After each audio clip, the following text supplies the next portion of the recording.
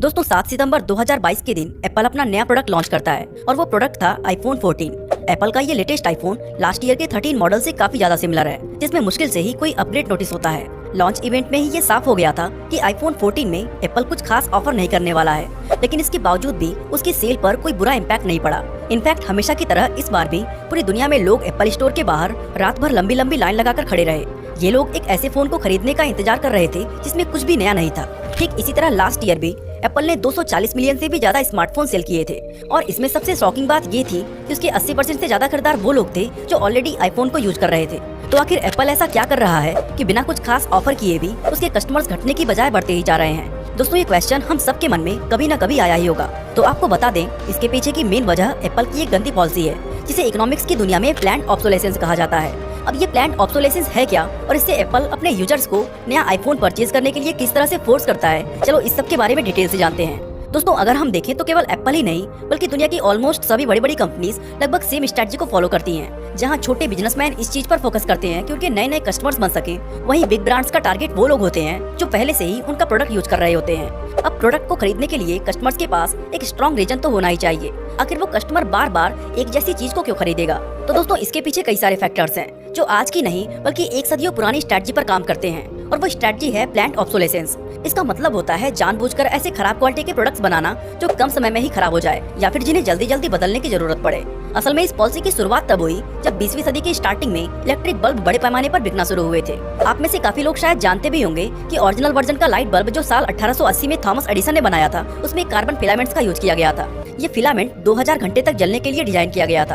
अब क्योंकि उस वक्त के लोग हमारी तरह दिन भर बल्ब को ऑन करके नहीं रखते थे, इसकी वजह से ये बल्ब कई मंथ इवन कई सालों तक भी खराब नहीं होता था। अब इसके 30 साल बाद ऐसी हालत हो गई कि बल्ब बनाने वाली कंपनीज घाटे में जाने लगी क्योंकि लोगों के बल्ब खराब ही नहीं होते थे। तो ऐसे में उन्हें नया बल्ब खरीदने का जरूरत भी नहीं पड़ता था।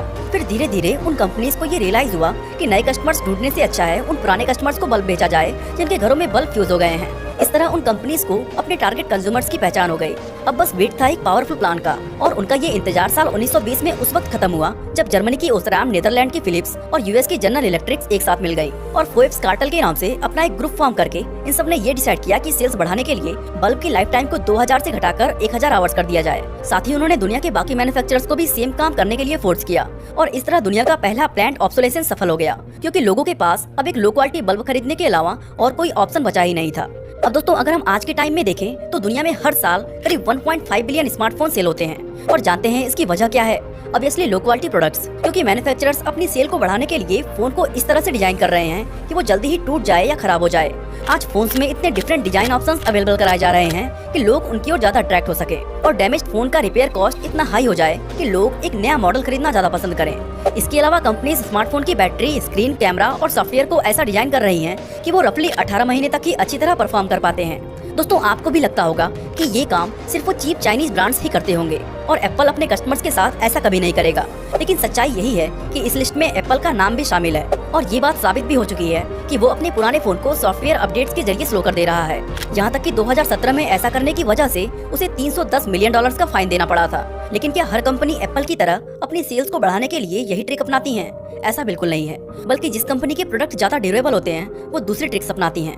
फॉर एग्जाम्पल 1920 में जब लाइट बल्ब कार्टेल हुआ था, उस समय जनरल मोटर्स और उसके सीईओ अल्फ्रेड पी स्लोवेन ने एक बहुत बड़ी व्हीकल मैन्युफैक्चरर कंपनी फोर्ड के साथ मिलकर बिल्कुल ऐसी ही एक दूसरी स्ट्रेटजी प्लान की थी। दोस्तों 1920 के दौरान कार की परफॉर्मेंस इतनी अच्छी हुआ करती थी कि लंबे टाइम तक उन्हें बदलने की जरूरत ही नहीं पड़ती थी। तब स्लोवेन ने एक एनुअल कार मॉडल तैयार किया, और इस नए बिजनेस मॉडल के तहत उन्होंने कार के लुक, डिजाइन और कलर में थोड़ा सा अपडेट करके हर साल एक नया मॉडल लॉन्च करना शुरू कर दिया। इसके बाद फोर्ड मोटर्स ने भी सेम काम स्टार्ट कर दिया। अब ये नई कारें काफी हद तक वैसी ही होती थी जैसा लोगों के पास पहले से थी। इसके बावजूद भी इस स्ट्रेटजी की हेल्प से इनकी सेल कुछ ही सालों में काफी ज्यादा बढ़ गई, क्योंकि नए मॉडल के सामने लोगों को उनकी कार अब आउटडेटेड फील होने लगी थी और लोग उसे एक ट्रांसपोर्टेशन मशीन की बजाय एक फैशन और स्टेटस की तरह देखने लग गए थे। उस वक्त इस टैक्टिक को डायनेमिक ऑब्सोलेसेंस का नाम दिया गया था। सेम यही स्ट्रेटजी आज एप्पल और दूसरे स्मार्टफोन मैन्युफैक्चरर्स भी फॉलो कर रहे हैं। ये कंपनियां बड़ी ही चालाकी से नए कलर और डिजाइन के साथ हर साल अपने नए स्मार्टफोन लॉन्च कर देती हैं, जो एक्चुअली पुराने मॉडल से कुछ खास अलग या स्पेशल नहीं होते हैं, लेकिन फिर भी लोग खुद को अपडेटेड रखने, स्वैप करने और अपना स्टेटस मेंटेन करने के लिए इन नए मॉडल्स को खरीद लेते हैं। और दोस्तों इस मामले में एप्पल का नाम सबसे ऊपर आता है, जो साल 2011 से हर साल सितंबर के महीने में एक बहुत बड़े इवेंट के जरिए एक नया आईफोन लॉन्च करता है और हर बार उसका प्रॉमिस होता है द बेस्ट आईफोन एवर। लेकिन ये एक ऐसा प्रॉमिस है जो मुश्किल से केवल 12 महीने तक ही टिक पाता है। वैसे दोस्तों ये डायनेमिक ऑब्सोलेसेंस एक 3 साइड पजल का सिर्फ एक हिस्सा था, जहाँ इसका दूसरा हिस्सा है द राइज कंज्यूमरिज्म, यानी लोगों के बीच अब नई चीजों की खरीदारी केवल जरूरत तक ही सीमित नहीं रह गई थी, बल्कि ये खुशी का साधन बन चुका था।